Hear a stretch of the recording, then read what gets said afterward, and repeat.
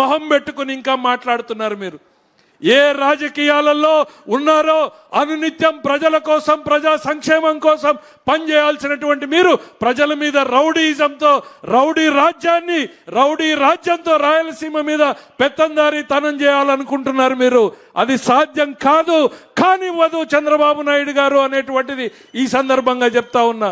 నీ నుంచి ఎక్కువ ఆశించకూడదు. తల్లిని చెల్లినే పక్కన పెట్టిన వాడివి, చెల్లి సంస్కృతి గురించి మాట్లాడినటువంటి వాడివి.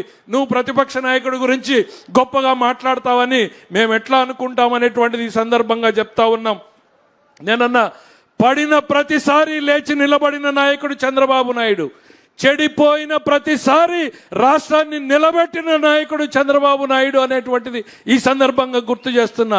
5 ఏళ్లు నువ్వు చెడగొడితే మళ్ళీ వచ్చిన మొదటి రోజు నుంచి ఈ రాష్ట్రాన్ని నిలబెట్టడానికి తపన పడుతున్నాడు ఆయన.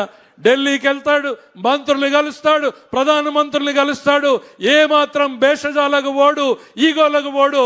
వాళ్ళు వస్తామన్నా కాదు, నేనే మీ దగ్గరకు వస్తాను. ఇవాళ చంద్రబాబు నాయుడు గారు ఎంత ఎదిగాడు అని అంటే, ఆయన ఎక్కడుంటే అక్కడికి కేంద్ర మంత్రులు వస్తానంటున్నారు. కానీ ఆయన సంస్కారం ఎట్లాంటిదంటే, నేనే మీ దగ్గరకు వస్తాను, నా రాష్ట్రం కోసం నా వినతులు వినండి అని చెప్పేటువంటి సంస్కృతి. ప్రతి నిత్యం 10 గంటలు 12 గంటలు పనిచేసేటువంటి నాయకుడిని మనం గుర్తించడం కాదు, గౌరవించడం నేర్చుకోవాలనేటువంటిది ఈ సందర్భంగా గుర్తు చేస్తా ఉన్నా.